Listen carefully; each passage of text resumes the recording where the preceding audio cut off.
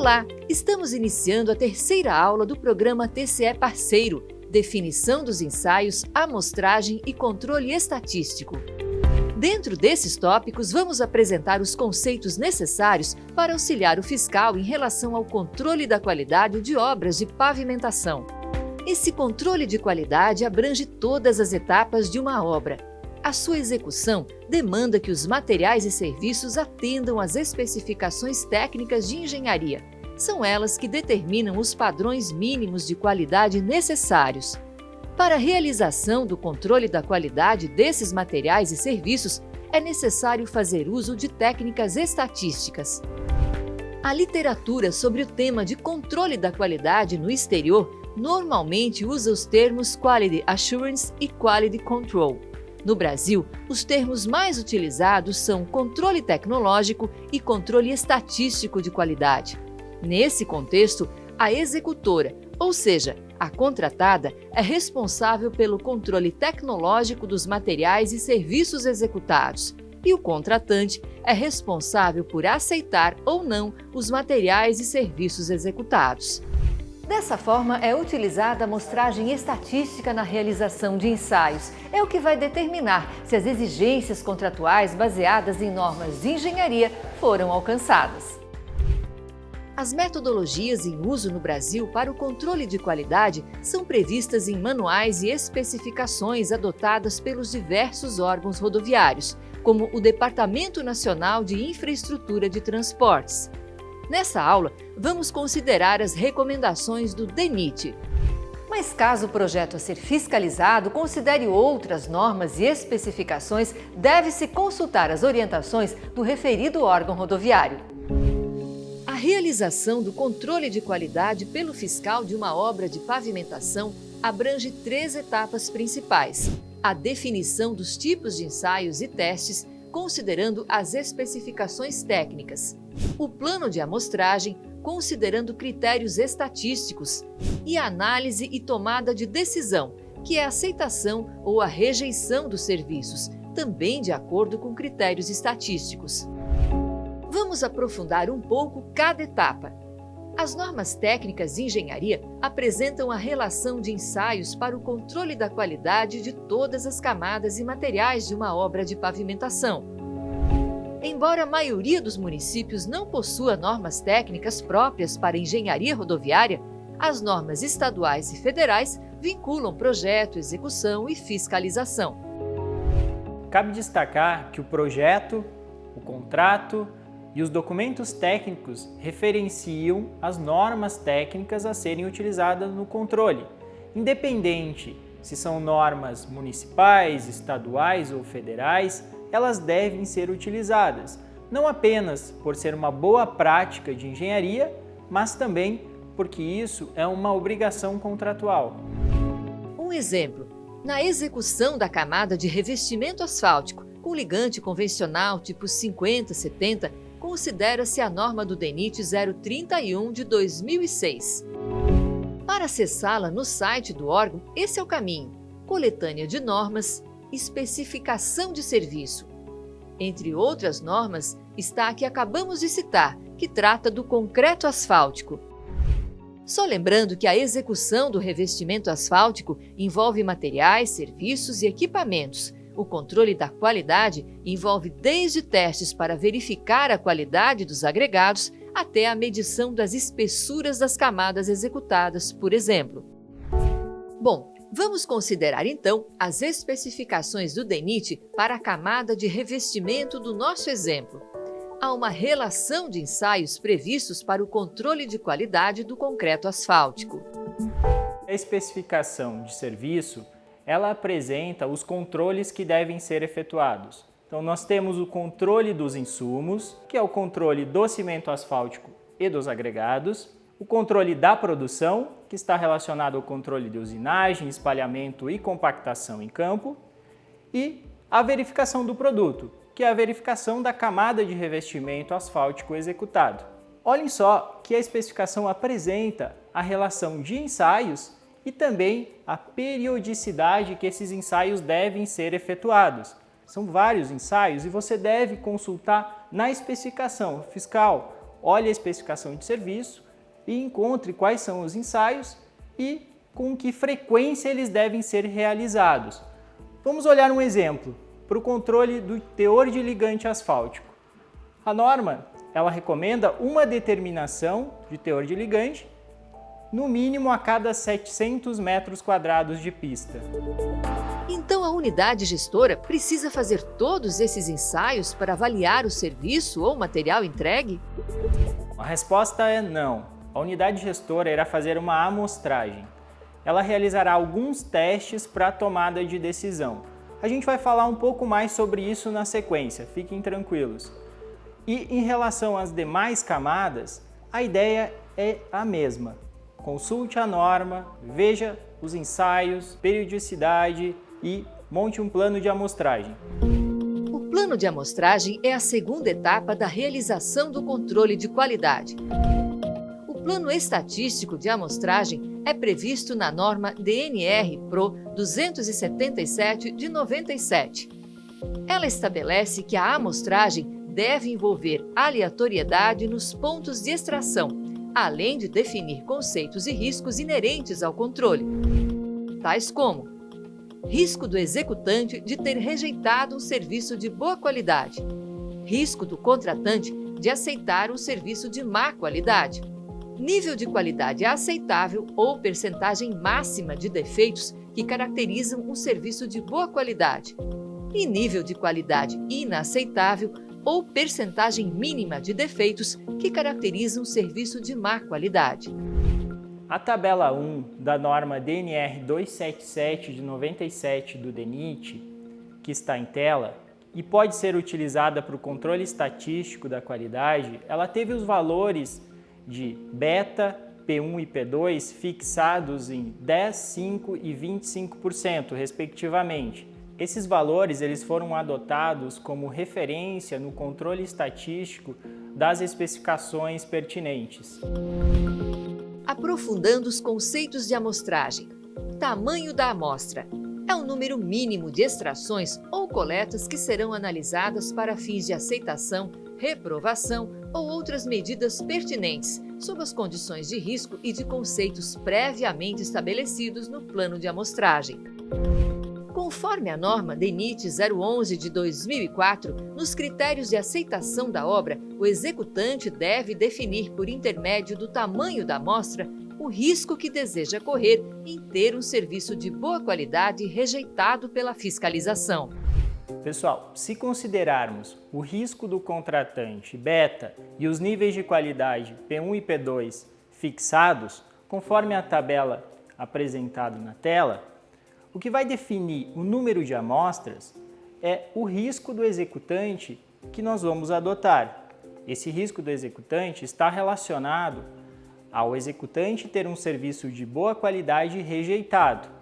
Então, quanto maior o meu número de amostras, menor é a probabilidade de eu ter um serviço de boa qualidade rejeitado em campo.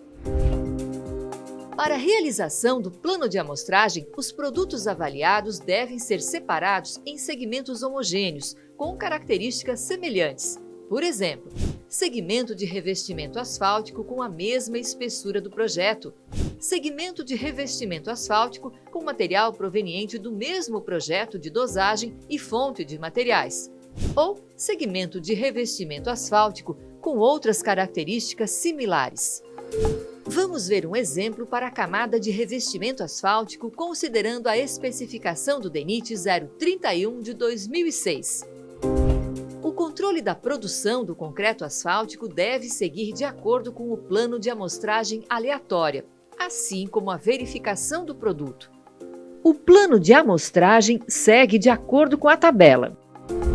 Pessoal, conforme a tabela de amostragem da norma, se considerarmos um risco do executante, um alfa igual a 0,10, nós teremos um número mínimo de amostras igual a 12 por segmento homogêneo. Diante disso, o valor de K, que é o coeficiente multiplicador que nós utilizaremos na sequência, é igual a 1,16. Vamos à terceira etapa da realização do controle de qualidade, a análise e tomada de decisão com base em critérios estatísticos. Novamente, são as especificações técnicas que apresentam os critérios que devem ser atendidos. Continuando o exemplo da camada de revestimento asfáltico e considerando a especificação do DENIT, são apresentados critérios normativos para alguns parâmetros de qualidade. No caso da espessura, admite-se a variação de mais ou menos 5% em relação às espessuras do projeto. O grau de compactação deve ser superior a 97% e inferior a 101% em relação à massa específica aparente do projeto da mistura asfáltica.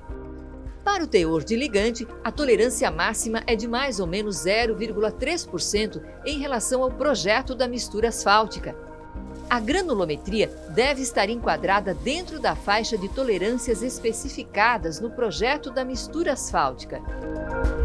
Após ser definido o número de amostras, o N, e o coeficiente multiplicador da tabela da norma, o K, que no nosso caso foi 1,16, agora é necessário calcular a média e o desvio padrão dos resultados obtidos dos ensaios.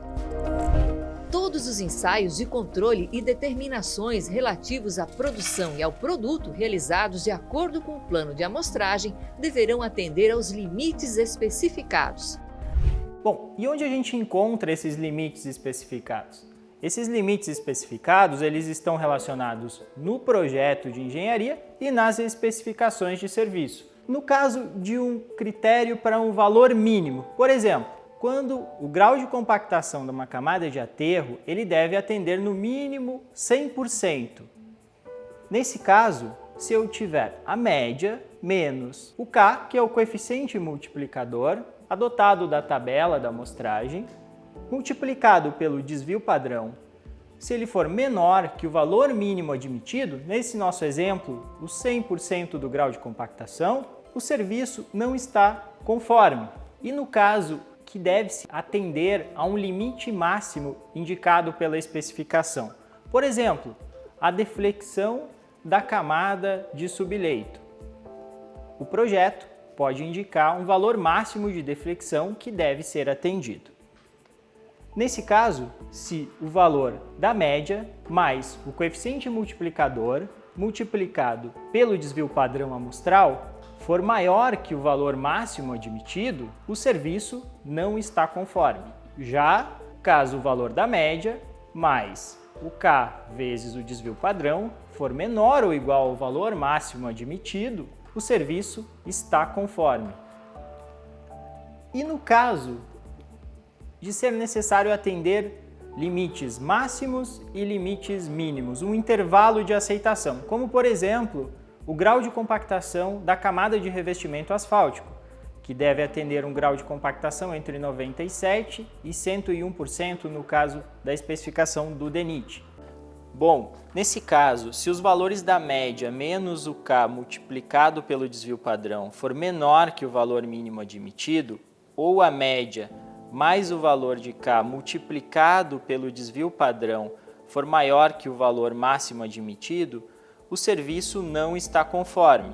Caso contrário, o serviço estará dentro dos limites aceitáveis e estará de acordo com as especificações e com o projeto de engenharia. Mas qual a importância de atender esses critérios? Bom, são esses critérios que vão garantir que o projeto executado atenda ao que foi contratado. Isso vai evitar problemas precoces do pavimento e também a redução da vida útil.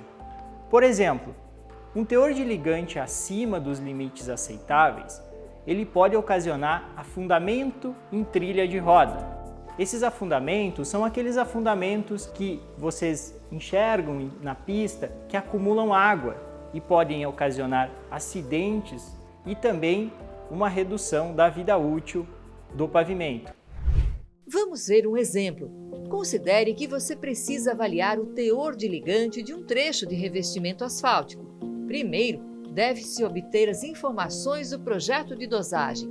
Depois, consultar os limites indicados nas especificações. E, por último, realizar a análise do plano de amostragem. Vamos olhar um exemplo juntos. O projeto de dosagem especifica o teor de ligante asfáltico.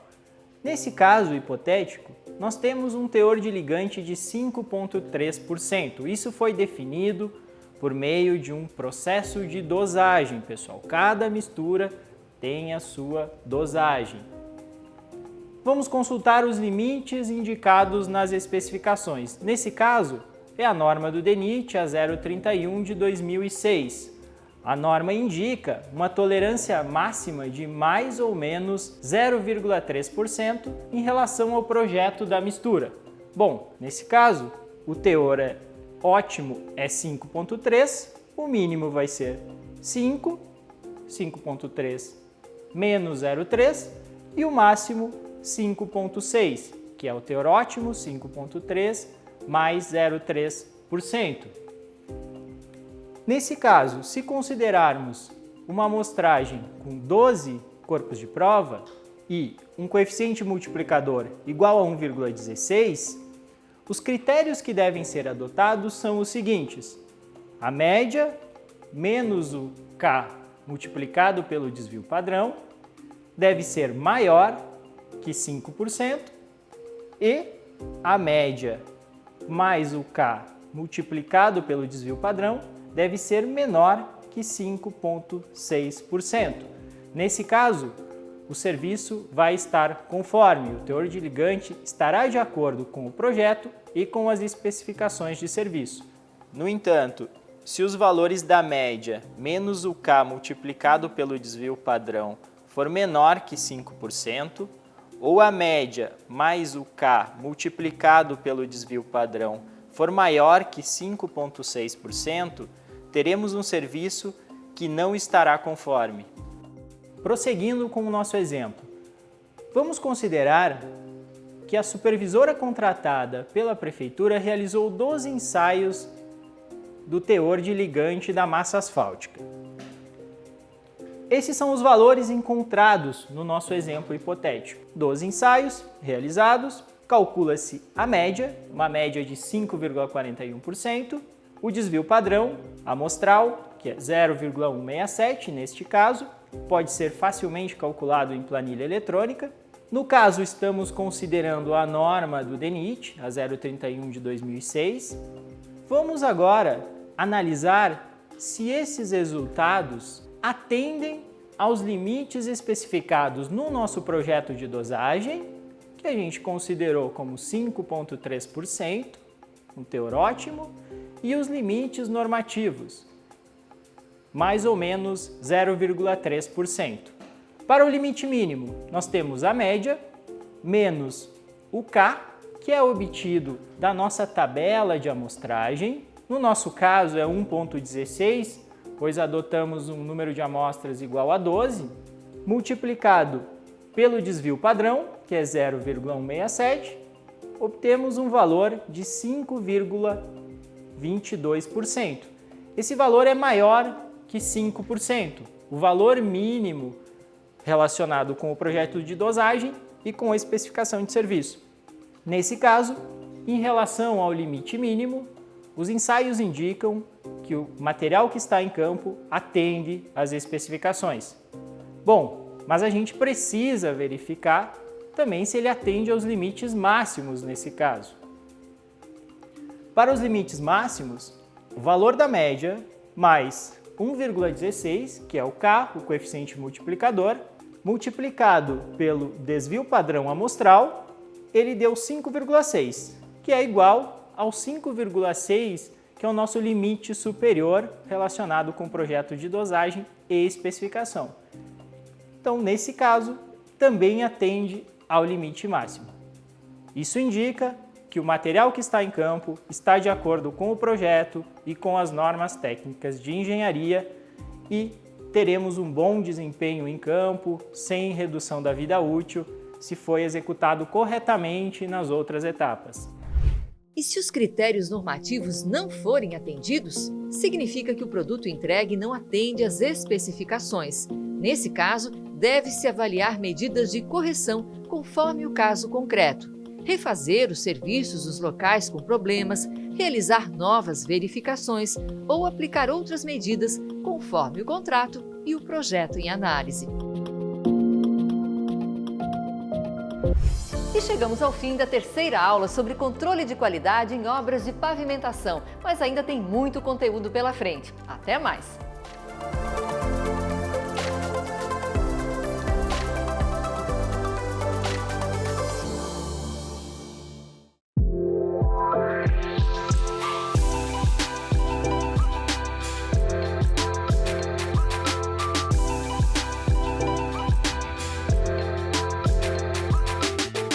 What?